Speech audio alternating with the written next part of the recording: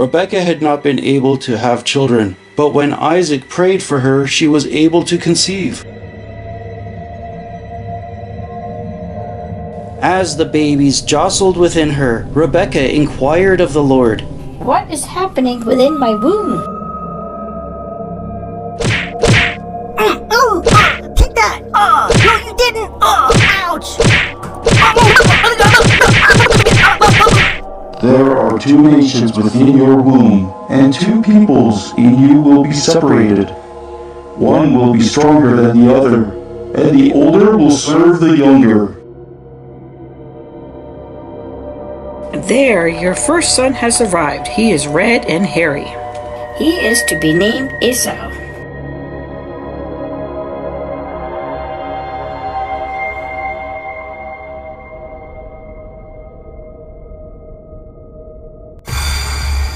Esau meant hairy, but he was also called Edom, which means red.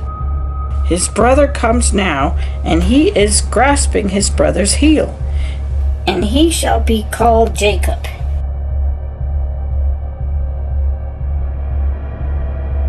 Jacob means grasps the heel, or he deceives. Esau was a man of the open country and a skilled hunter. But Jacob preferred quietness and staying among the tents. "My son, how I love the wild game you bring me."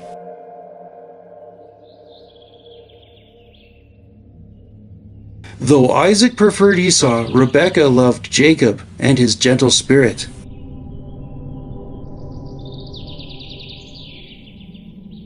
"Let me have some of that red stew you are cooking. I am starving."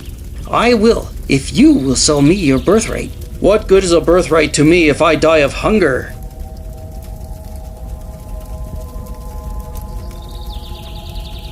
Swear to me. "I swear. Now feed me." The birthright entailed getting a double portion of the inheritance as well as being the chief and priest of the family.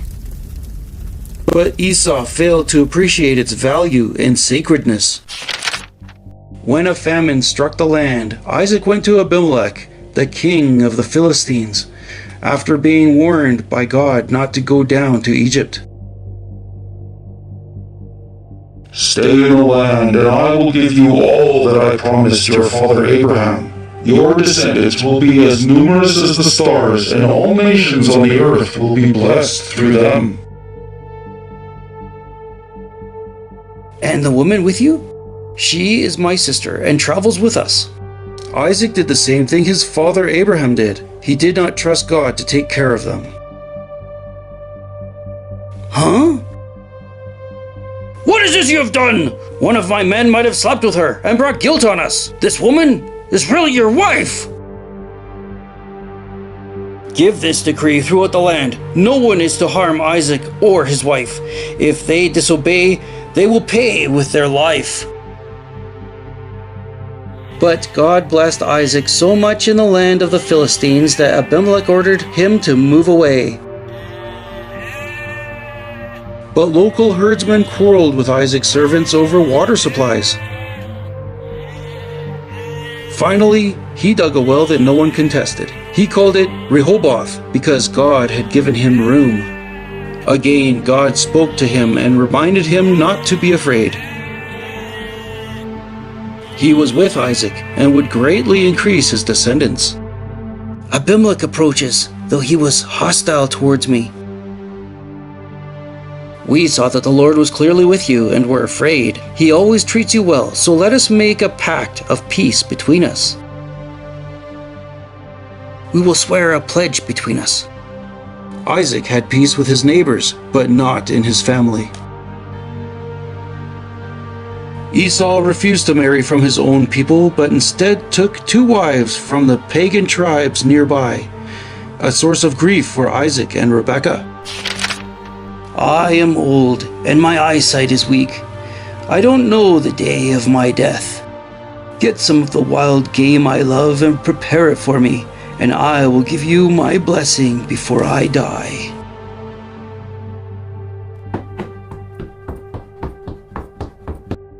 just heard your father instruct Esau to bring him some wild game so he could give him his blessing. Bring me 2 goats, and I will prepare them just the way your father likes. Then you can take it to him and gain his blessing. But Esau is a hairy man, and I have smooth skin. If he touches me, he will curse me instead. Just do what I say, and let the curse fall on me. Put these on, your brother's best clothes, then you will smell like Esau.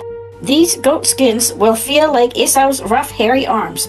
With these and the tasty meal, he will think you are Esau and give you his blessing. My father.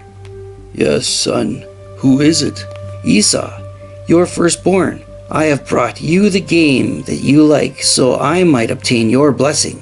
Let me touch you, so that I know for sure you are Esau.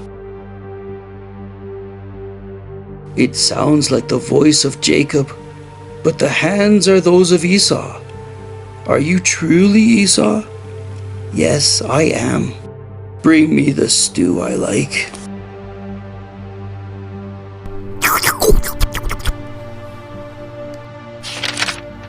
Son, come near and kiss me. Ah, my son smells like a field the Lord has blessed.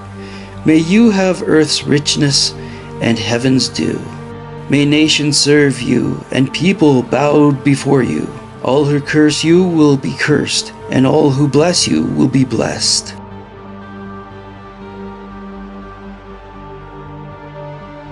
I have returned with the fresh game you like. I am ready for your blessing. Who are you? Your son, your oldest son, Esau.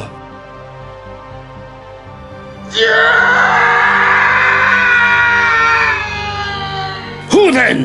Who came in with game and I ate it? I bless him, and indeed he will be blessed. But father, bless me too. In deceit, your brother came and took your blessing. Why, isn't he rightly called the deceiver? Twice he has deceived me, first with the birthright, and now with the blessing. Bless me too. Isn't there one blessing left? You will live far from heaven's dew and earth's richness. You will live by the sword and serve your brother.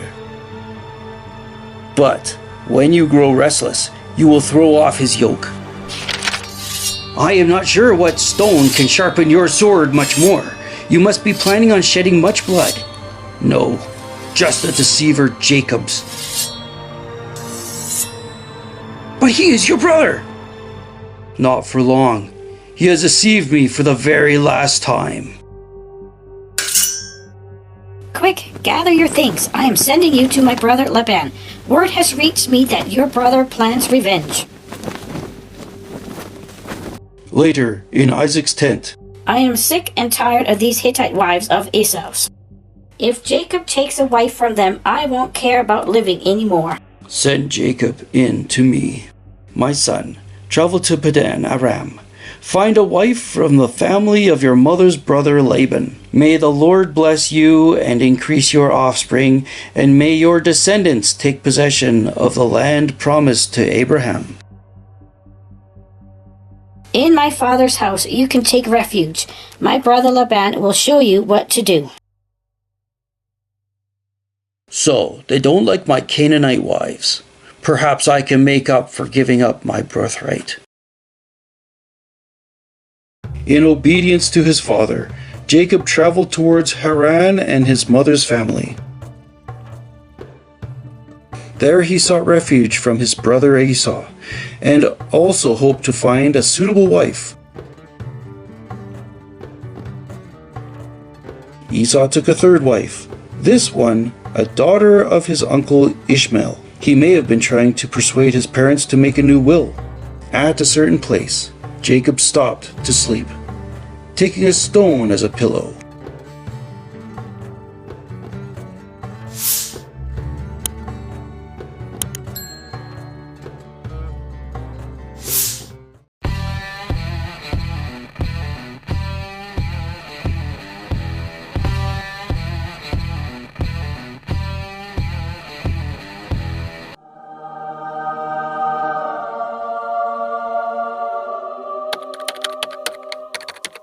Why did Esau sell his birthright to Jacob?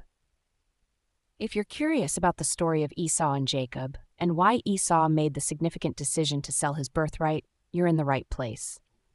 Let's break down the events and motivations behind this pivotal moment in biblical history. Esau and Jacob were twins, the sons of Isaac and Rebekah. Even before they were born, they were already showing signs of the conflict that would define their relationship. Esau was known as a skilled hunter and a man of the open country, while Jacob was more of a quiet man who stayed among the tents. One day, Esau returned from a hunt, exhausted and hungry. He saw Jacob cooking a pot of lentil stew and asked for some. Jacob, seeing an opportunity, proposed a deal. In exchange for the stew, Esau would have to give up his birthright. The birthright was a significant honor and privilege given to the firstborn son. It included a double portion of the father's inheritance, important rights, responsibilities, and honors. In the case of Esau and Jacob, this birthright also tied into the covenant God had made with their grandfather Abraham, promising to bless him, multiply his descendants, and bless all nations through him. Esau, however, was not thinking about the long-term benefits of his birthright. He was focused on his immediate physical needs. When Jacob asked him to sell his birthright, Esau agreed, saying, "I am about to die. Of what use is a birthright to me?" This shows how little value Esau placed on his birthright at that moment. Jacob insisted that Esau swear an oath to seal the deal, which Esau did. After Esau ate the stew and drank, he left, and thus he sold his birthright to Jacob. This act was considered binding, much like signing a modern contract. Esau's decision to sell his birthright was driven by his short-sightedness and lack of appreciation for the spiritual and material blessings that came with it. He prioritized his temporary hunger over the significant inheritance and spiritual heritage that were his as the firstborn son. This event had far-reaching consequences, as Esau later lost the blessing from their father Isaac as well, which was tied to the birthright. Jacob received this blessing instead, he further solidifying his position as the rightful heir to the Abrahamic covenant. In summary, Esau sold his birthright to Jacob because he valued his immediate physical needs over the long-term spiritual and material benefits of his birthright. This decision reflects a broader theme in the story of Jacob and Esau, highlighting the importance of valuing spiritual blessings over temporary desires.